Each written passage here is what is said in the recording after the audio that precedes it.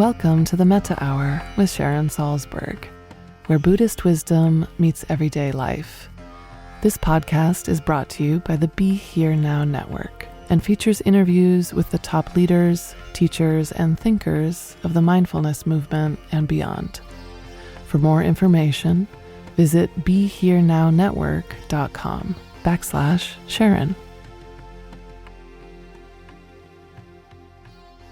Hi, I'm Sharon Salzberg, and I'm speaking today with Thomas Hübl.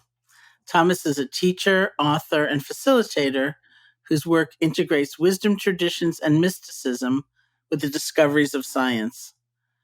Since the early 2000s, he's been facilitating large-scale events and courses that focus on the healing and integration of trauma, with a special focus on the shared history of Israelis and Germans. Over the last decade, he has facilitated dialogue with thousands of people around healing the collective traumas of racism, oppression, colonialism, genocides in the US, Israel, Germany, Spain, and Argentina.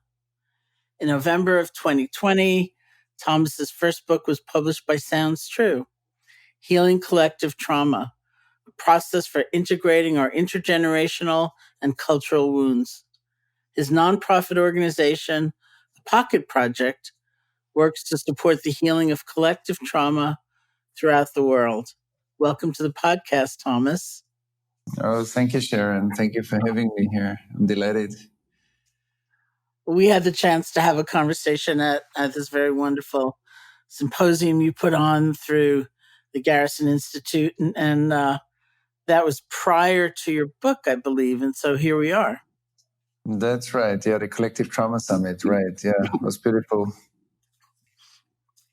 So congratulations on the release of your book. It's your first book, which is quite a moment in time, and it's an extraordinary time to bring a book into the world. The need is so strong, and yet the normal things we count on for getting together, for gathering, are just not there. That's right. That's right. Yeah, it's actually my third book, but the first two books are just in German. So in German, yeah, to English. So yeah, it's my first English, let's say, more mainstream publication, right? Interesting. Well, I'm in the unfortunate position of only speaking English, and so I get a translation of one of my books into another language, and I am reliant on other people to tell me if it's good or not. I think it's wonderful that you can actually read them both in both languages and right. tell for yourself. That's right. Actually, I'm reading the German translation right now. Right, it's funny to read your own own book in your mother tongue. Right. So, for our listeners out there who aren't familiar with you, what brought you to this path? Yeah, Sharon. I came back from a 4-year meditation retreat, and I was pretty much sitting all day, and then through somebody that really saw me back in Vienna at that time, people started to invite me to workshops, and my groups grew pretty quickly. And then it started off at the beginning in the German-speaking part of Europe, mainly, and pretty quickly. So we did awareness-based trainings, we did relational trainings, and then more and more I saw the what we would call today the effects of trauma, and then, but the way it happened for me to point my awareness towards collective trauma was that let's say there's 100 people in a room, and then from a certain level of group coherence, of safety and relational connection in the group, and group presence and group coherence, there were these kind of collective eruptions of, Second World War and Holocaust, not only memories, but emotions, pain, like what I call today the collective unconscious, simply came up through the group, through the coherence of the group. And these are very powerful processes. And the first time I thought, okay, it's specific to that group. But then the same thing kept happening. And in any other group, with just different people. And that was long enough together. Like it was mainly in longer retreats after day 3 or 4. And so then I started to study that, and I thought, okay, so life shows me something. And that was the beginning. I think this was around about 18 years ago. And then more and more through my groups, and then we did more specific groups and processes, as you said at the beginning, for facilitating like groups about the Holocaust and the Second World War in Germany, then Germany, Israel, and then we brought international groups also to close to Jerusalem. And over time, I learned so much in these 18 years about, of course, about trauma and about the fact that we are sitting in a collectively traumatized world that is, and that kind of collective trauma, is thousands and thousands of years old. And it keeps happening in different parts of the world with massive impacts that hurt often millions of people. And so I got to understand trauma is not just like a personal traumatization, that's in itself severe enough, but there is a whole network or web of life that our life, we have been born into it, and our life happens within an unseen collective trauma field. And the more I understood that, and I understood, wow, because one of the foundational symptoms of trauma is separation. And then it's so clear that basically all we do through contemplative practices, meditation practices, and the spiritual journeys is transcending separation. But we are actually transcending thousands and thousands of years of human pain and traumatization. And so that led me deeper and deeper to the fact that our mystical and contemplative journey needs to be accompanied by an in-depth individual and collective trauma healing process. And that's what I wrote about in the book. And so that was a short, fast-forward journey. Yeah, no, that's great. Thank you. It's a lifetime's journey. So trauma is a word that's become pretty commonplace, maybe too commonplace, which is something I want to ask you about. So first, I would wonder how you define the word and experience. Like I'm old enough so that I remember you never heard the word. And if you did hear the word, it meant an auto accident, almost, something shocking and sudden and sort of physically challenging maybe or devastating. But the word is used in so many ways right now. Maybe that's good, that we are beginning to understand just the sort of nuance and the flavor of all these different experiences of trauma. But let's start with the definition, and then I'm really interested in knowing if you feel it's used inappropriately sometimes. Yeah. So I can answer that right away. So yeah, it is, I think, often used inappropriately, and it became inflationary. So the word trauma is being used for many things that are not necessarily traumatic or re-traumatizing events. So I think there's a confusion there that it's being used too lightly. But let's say, if we look for a definition, we could say if a human being or like any other being like goes through a strongly overwhelming experience that is overloading our capacity to process the experience strongly, it means that the nervous system is flooded by a lot of stress and maybe emotional disturbance and maybe physical pain. And, it's an overwhelming experience on many levels of our experience.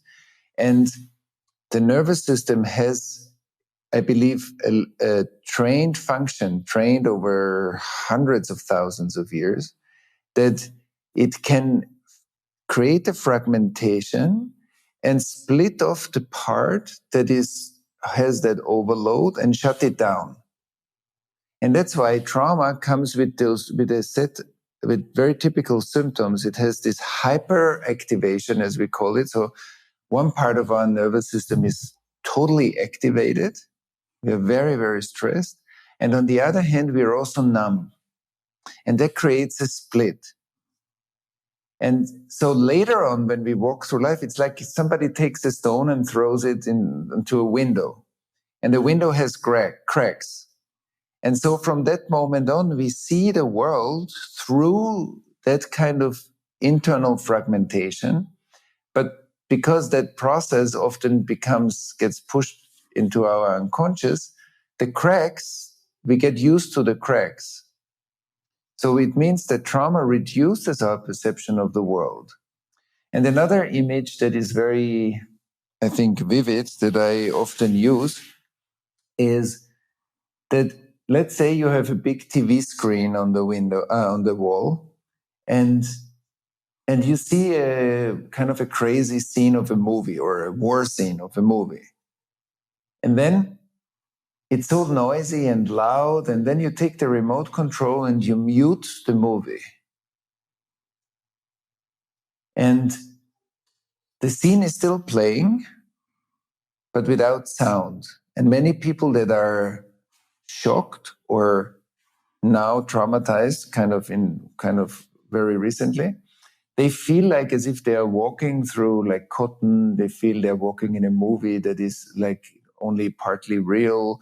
The life becomes two-dimensional. It's like we feel like a bit removed.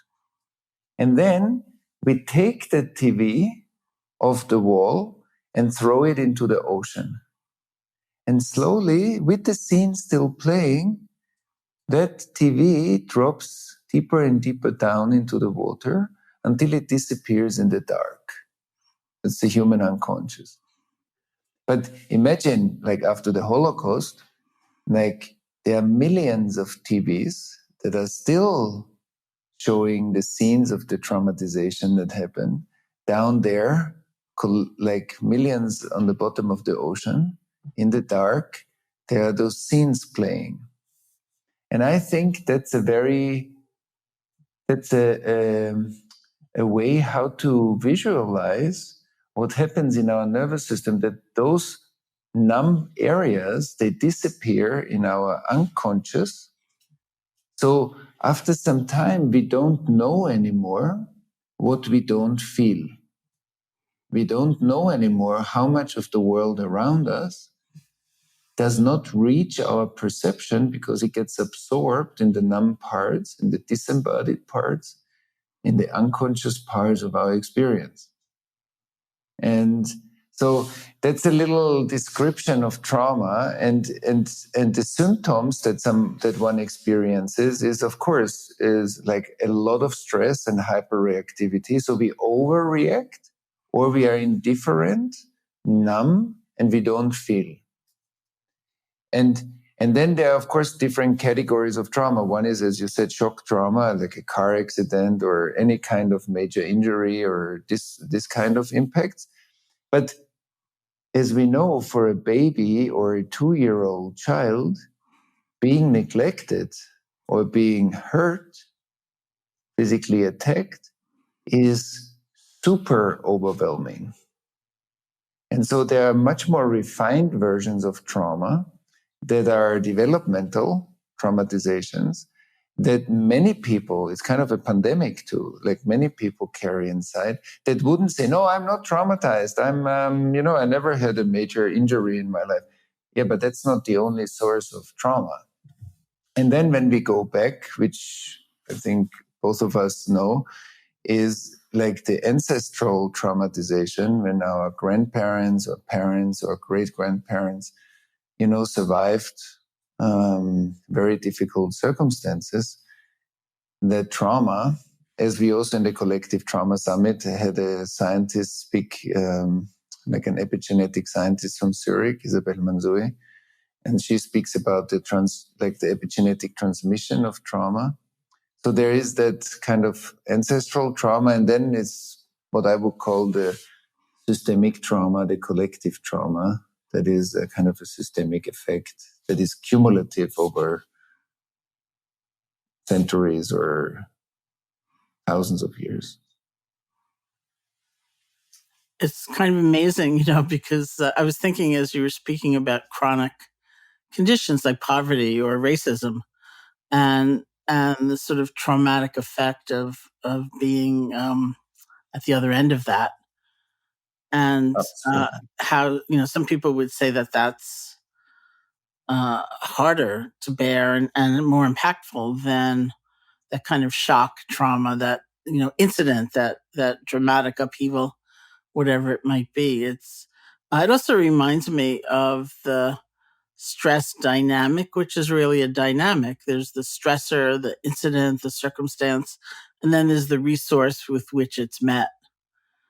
And we don't necessarily focus on either of those two, the consequence of the intensity or the chronicity of the stressor. And to understand that we need to try to build up that sense of resource, because the very thing that is most out of our control is the situation we find ourselves in. I mean, you're talking about a genetic inheritance, that is not a choice. It's something that has been written, you could say, in our genetic code, but that doesn't mean we are fated to be defined by that. That's beautiful. Yeah, I think that's very complex, because you're speaking to what I would call like inner coherence or coherence, or relational coherence is the resource or embodiment. Fragmentation and traumatization is basically the inner split. So the coherence has the power to integrate the inner split if there is enough resource available for a person. And that's what we also experience, and I think that's what you also experience in your work, is through mindfulness, through presence, through relational attunement, through I feel you feeling me. Like the basic building block of human relation is I feel you and I feel how you feel me. That openness of our nervous system to perceive that back and forth music between two nervous systems is a tremendous relational resource for trauma healing. So when somebody gets traumatized right now, to offer that person an empathic and attuned relation reduces the PTSD for that person enormously. And of course, as you said, when you mentioned racism and ongoing traumatization, recurrent traumatization usually creates complex trauma, which means many layers of trauma being kind of tied together in a person or a community or a group of people. And that's also makes it, first of all, it's recurrently painful. And it's also, it takes longer and it's harder to treat, because we need to peel like layers and layers and layers of hardened trauma. So that's why we all, I think, through our work that we are interested in, create more and more awareness, more and more relational skill, more and more also active engagement in the society, that those recurrent traumatizations are happening less and less, so that we prevent what we can prevent, because we know how much it affects life, how much it affects the next generation. So I'm sitting right now in Tel Aviv, 300 kilometers from where I'm sitting. There is a terrible war happening right now with, in Syria. And if you just see how many generations will suffer from the after effects of what happened in the last 10 years in Syria. I think that when we see how big are the scars or the wounds that get inflicted through the war, or like a Holocaust, it keeps generations and generations busy with suffering. because of the enormous impact that pain and catastrophe created.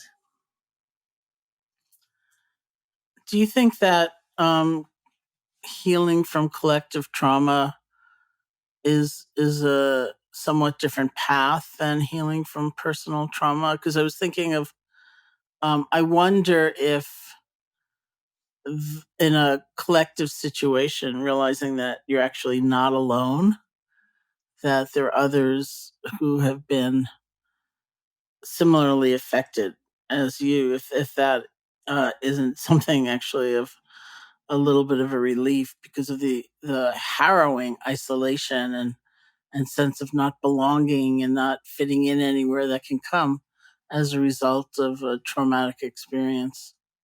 Right. Yes, I think on the one hand, there is like what I often call a tribal trauma response. There is like the community that gets traumatized. So there is like a deepening of the relational resourcing as a function that life developed, also during the time when we lived in tribes and other tribes were our enemies, and the tribe was your only way of survival. So I believe that we come together in times of crisis, and there is a relational component that I think is stabilizing. On the other hand, what I have seen when I worked also a lot in Germany with people that either got born at the end of the war or like right after,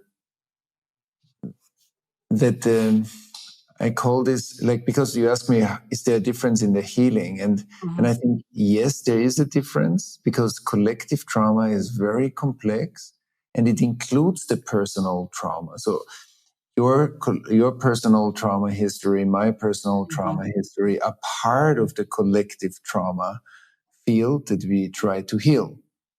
And so for a collective trauma healing, we need a collective. So we need large groups. So we brought together very large groups. And through the collective presencing, it's like that the collective presencing and the relational attunement is like the surface of a small little pond. And when the water surface is coherent, then you see the reflection of the nature around on the water surface.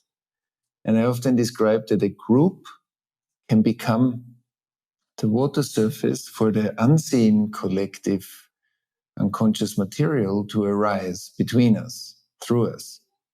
And it's like we are volunteering to clean and clear up and integrate the past, like our past, our ancestors' past, our culture's past. And so one difference is that I think the community plays a much larger role in the collective trauma integration. It's a very complex process because it needs also a good skill set to be able to integrate individual or personal traumatization. And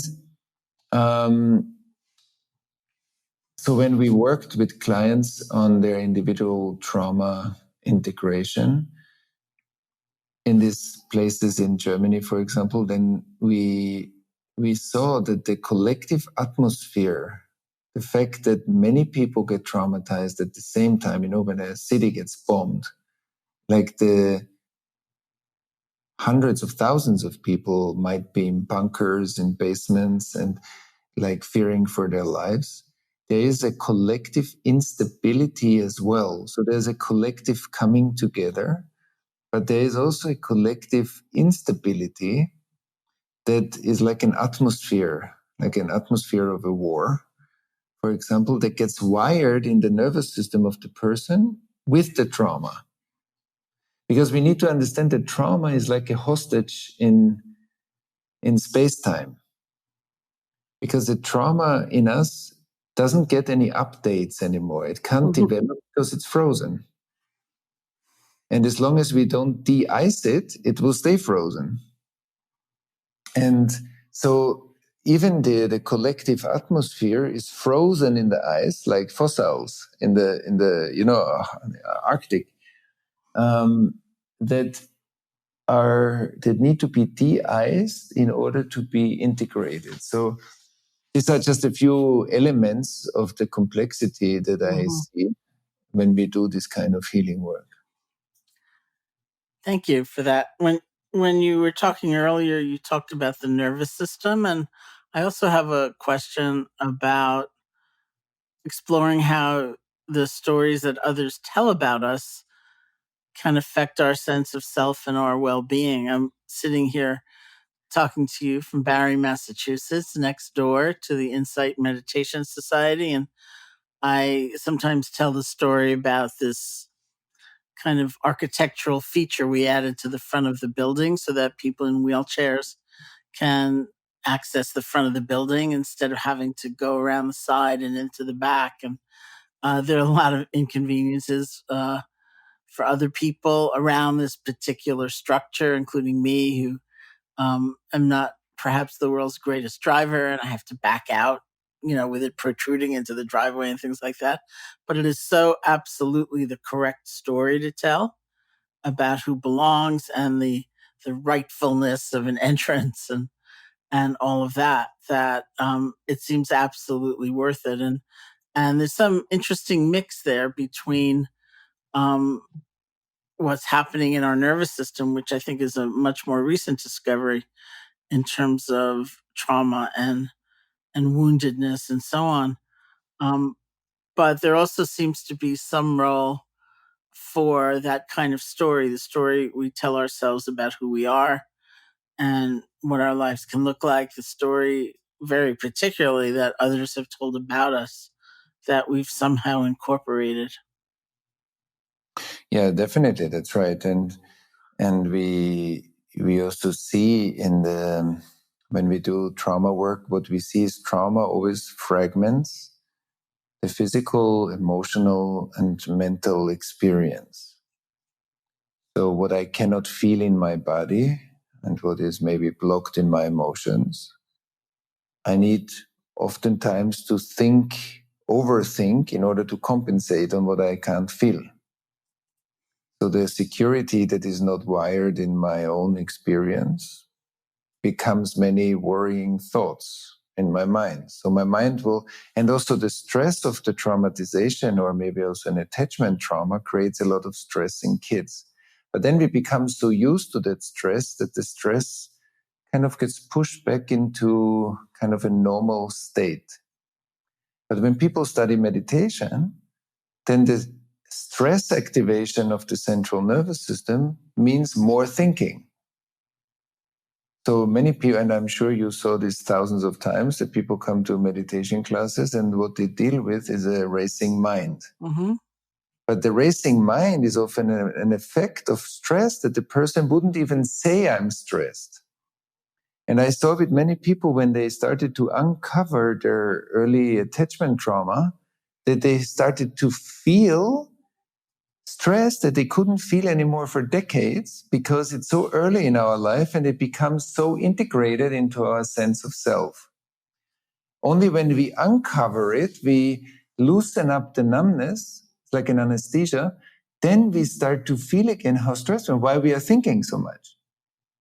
And that in order to speak to the story is because healing creates an integration of the mind, the emotion, and the body sensation. They become again one message.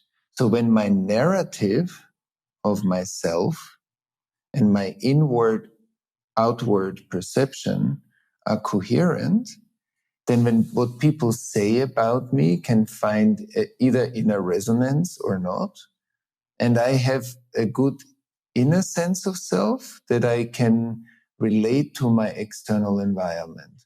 But if my internal sense of self is fragmented, then I take on either more opinions of the outside about me, or my own narrative is also incoherent. So what I'm saying is, I think through the trauma healing, the narrative, my life's narrative, my emotional narrative and my physical narrative become one narrative. And I think we see this right now through social media and technology and fake news. Because I often say fake news has no depth. Fake news has no history. It doesn't have roots. It's like plastic. It's manufactured information. And the more we are disembodied, the more we are kind of vulnerable to believe fake news. But believing means think, like it enters our mind because our body has no reference of truth. Because my body is hundreds of thousands of years old, everybody's body. So the wisdom of all the generations before us that built the physical body so that our body looks like it looks like is sitting in us. This is the achievement of evolution. And either when I'm open in my nervous system, I can resonate with you, I can feel you, I can feel your words, I can feel how your words resonate within you when you speak them. So there's a field of resonance that creates a relational attunement. And I think often in the places where we are traumatized, we can't feel. And then either narratives influence us, or we are very, we're very vulnerable to misinformation or disinformation that is not congruent with the actual reality. And I think that's what we see right now in the massive amount of polarization, conspiracy theories, like us versus them. I think that has a lot to do with the disembodiment through the traumatizations. Well, that's really interesting because we are certainly seeing that, and along with other things I want to ask you about. But before I go on to that, this specific time that we're in, I want to just bring the conversation back for a moment to the nervous system, because that is, I think, a more pioneering understanding of trauma. And I'm thinking about, as one example, when I was co-leading a retreat for people who had suffered from gun violence. They'd either themselves been shot, or they'd witnessed something, or they'd lost a child. I mean, some terrible incident. And as part of this retreat, somebody was giving a presentation on the vagus nerve and things like that. And this one mom came up to me, and she was just like lit up from within. And her son had been killed. And she said, I've struggled for so long, almost like, she didn't use these words exactly, but almost in theological terms, like, why can't I give this over to God? Why can't I surrender? And she said, now I see it's just my nervous system. And she was really rating it. It was like, it was so forgiving of herself in a way, that there's something very important there, I think, as well. That's right, very much so. And you framed it like at the Collective Trauma Summit that you spoke at. There was also Steve Porges as one of the speakers, and he developed the polyvagal theory that you spoke about. It's so beautiful because the vagal nervous system belongs to the parasympathetic nervous system that helps us to down-regulate stress.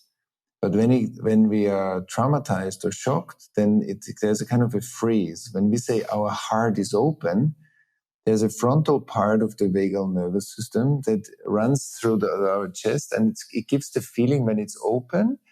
First of all, we feel heart open, and we have the power to co-regulate with another nervous system, with a person that is stressed right now.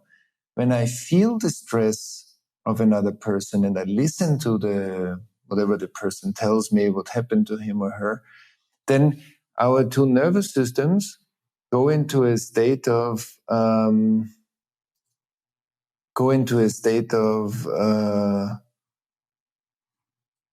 connection and co-regulation.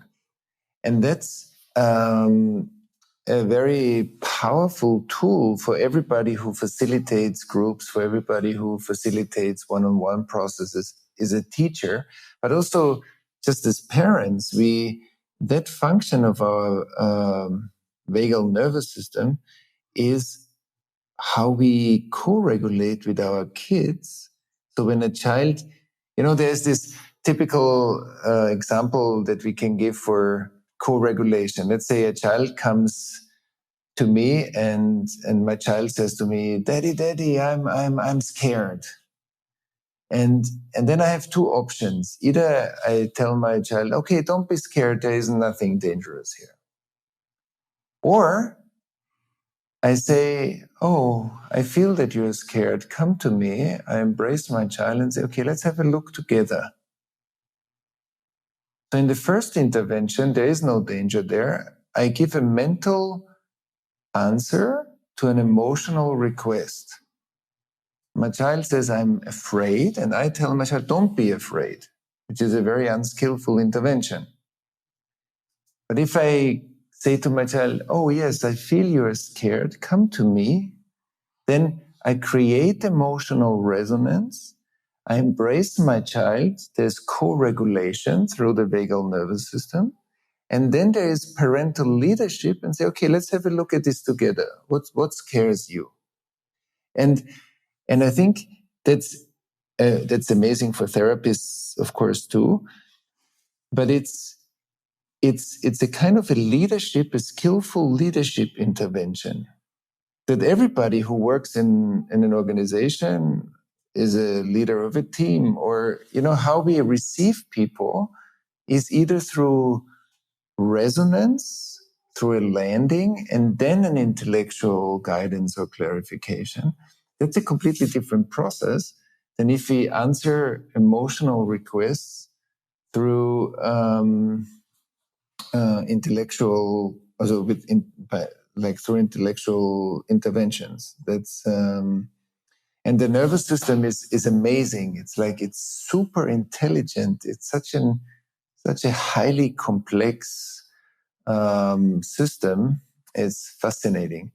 And also that our nervous system, in my understanding, there's a part of our nervous system that is personal, but then there's a part of our nervous system that is collective, that we carry inside of our nervous system the legacy and the achievements of our ancestors. It's like a huge library that we are living in, and a part of that library is our personal life, but a much bigger part of that library is our collective history of humanity. Well, let's talk about the time we are in now. Speaking of collective history, we're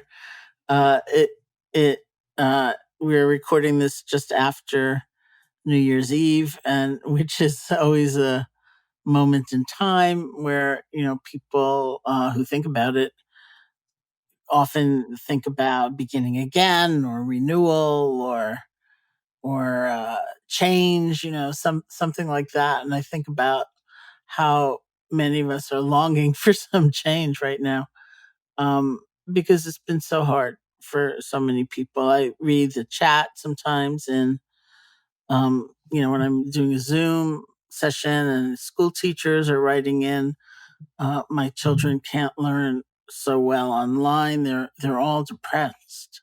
Or people tell me my daughter misses her friends so much she cries herself to sleep. Or one resident of a nursing home wrote to a friend recently and said, I have not had a visitor in 8 months.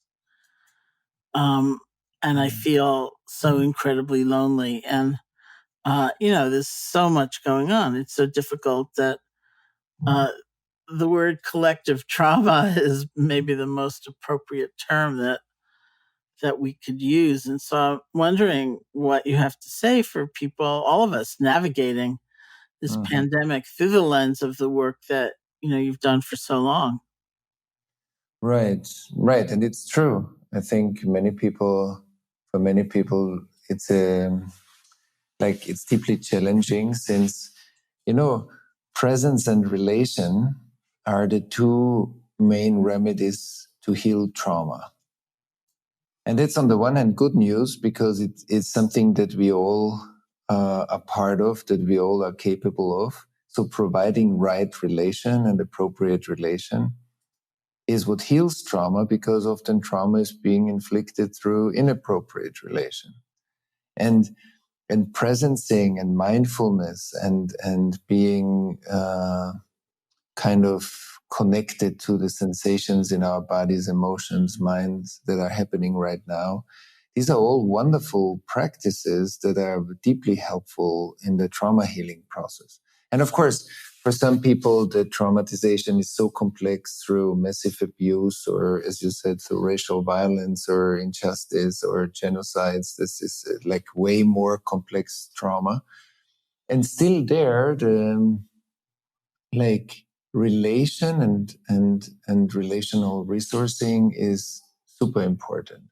And when we look at the isolation in the COVID time, so then if there is less and less of a warming and, caring relation, then the internal loneliness or the internal separation, we said at the beginning, one of the most fundamental trauma symptoms is that we feel separate, that we feel alone, that we feel we don't belong, that we feel isolated.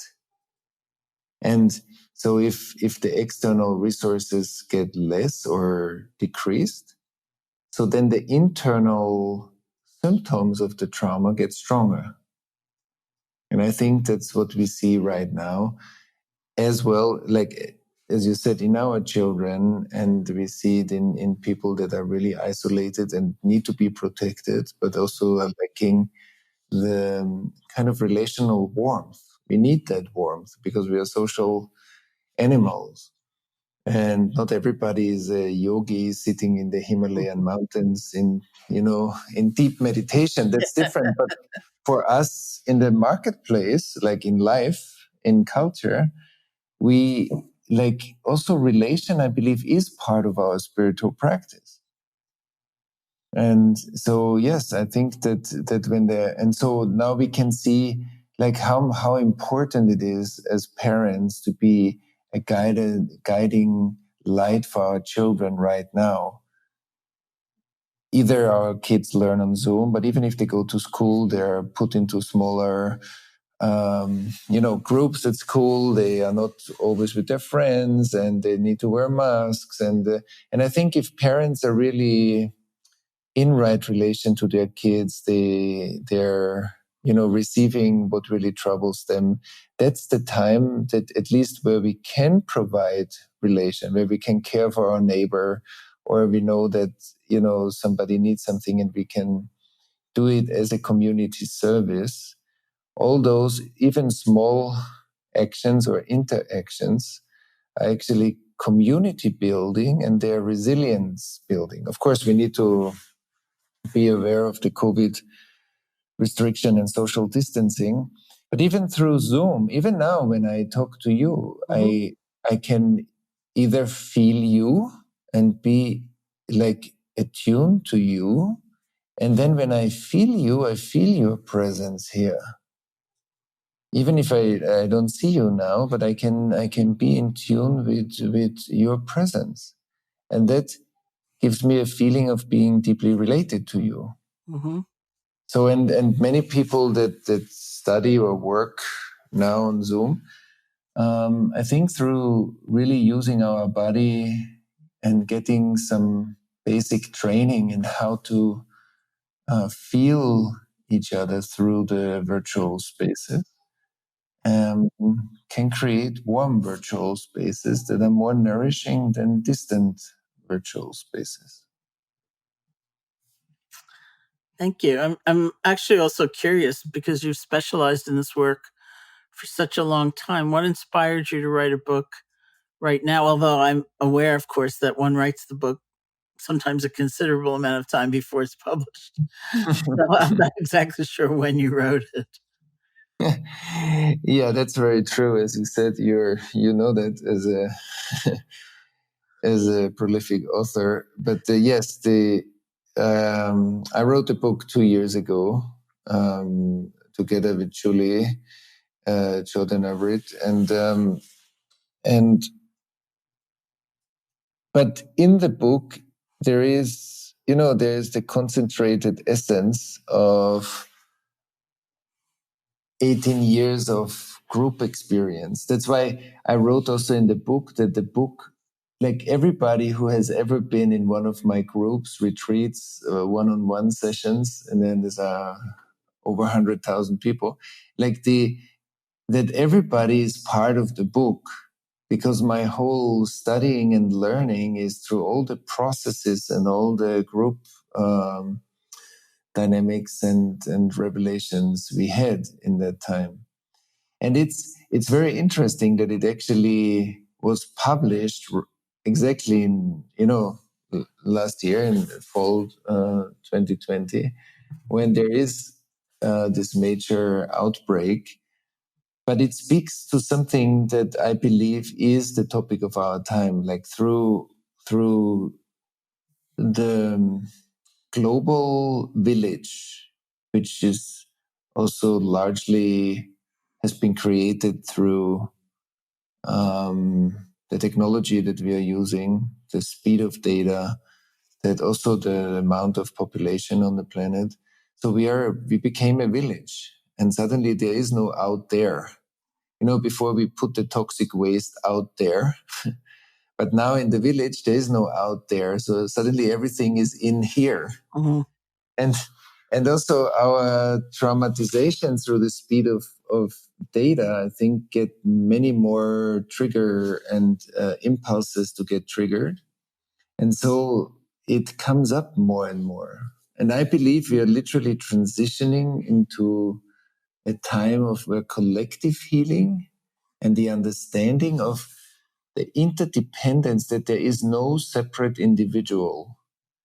An individual is always a specific expression of the whole. And that interdependence between the whole and the individual, I believe, is interdependent medicine. That's a way of looking at individuals where we include the collective. So there's no individual health only. There's only individual health within the context that that individual lives in. And if that context doesn't provide certain resources, so it will be much harder for the individual to keep up like an internal state of health.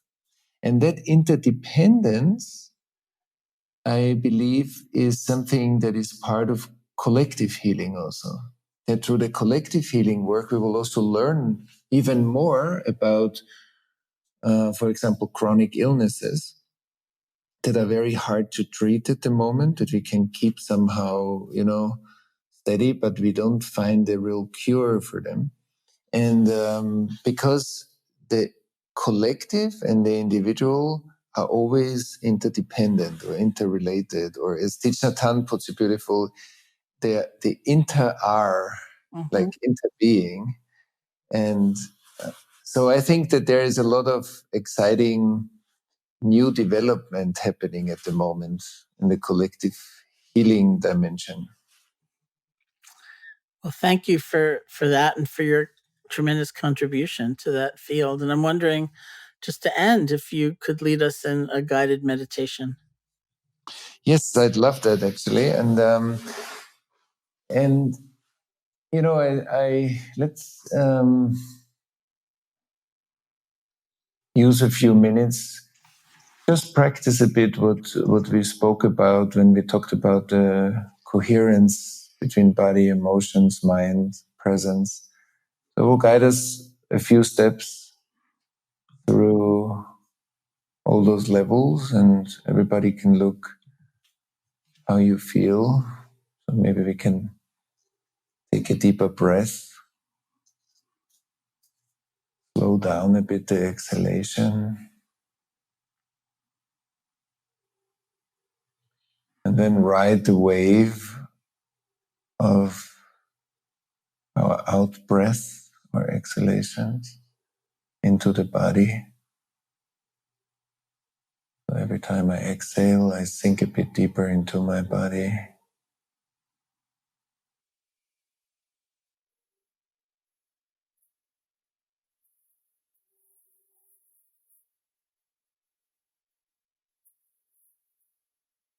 And to connect to the body sensations that are present right now.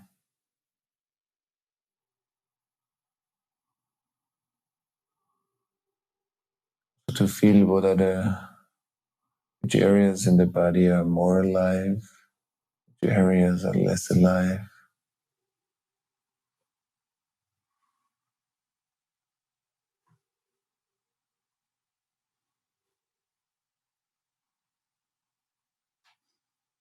Maybe they're pulsing, streaming,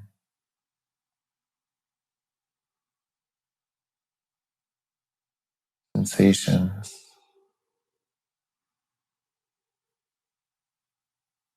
or maybe tension,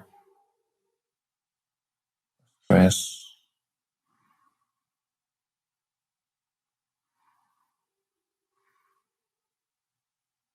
We include all of those sensations.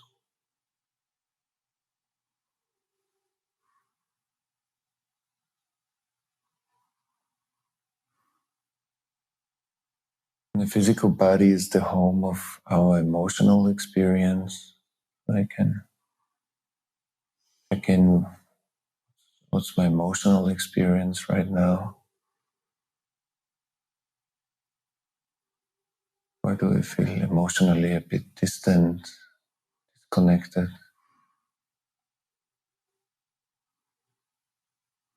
Which is equally fine.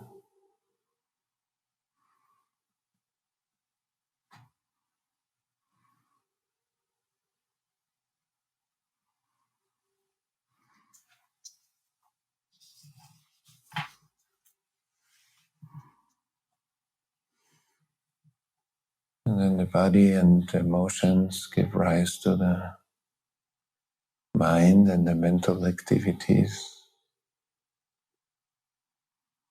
Check in the quality of my mind. How does my mind feel right now? Open, relaxed, or tense, calm, busy, spacious.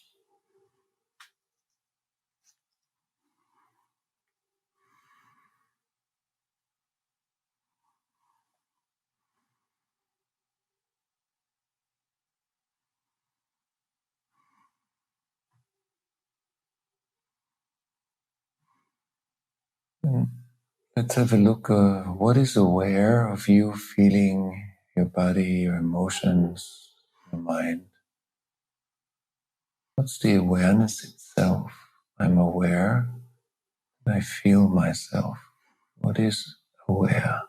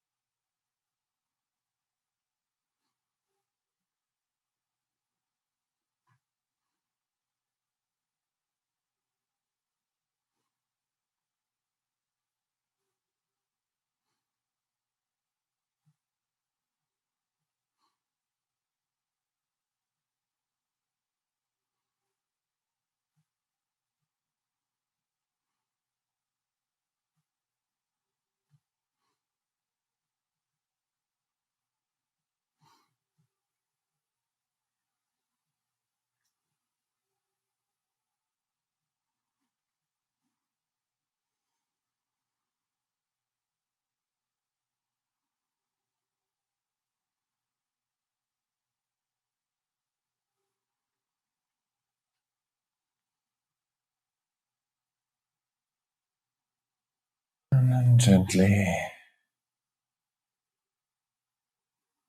take a couple of deeper breaths.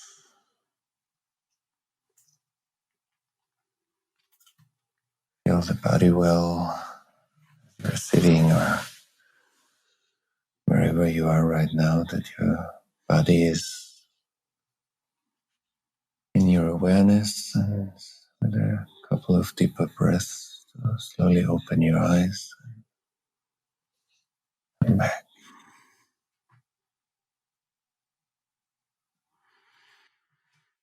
Thank you so much for that. It made me want to immediately get your book out and just follow the exercises. Which I may, actually.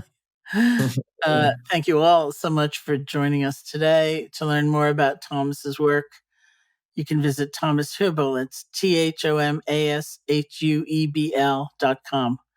And get yourself a copy of his book, Healing Collective Trauma, via collectivetraumabook.com.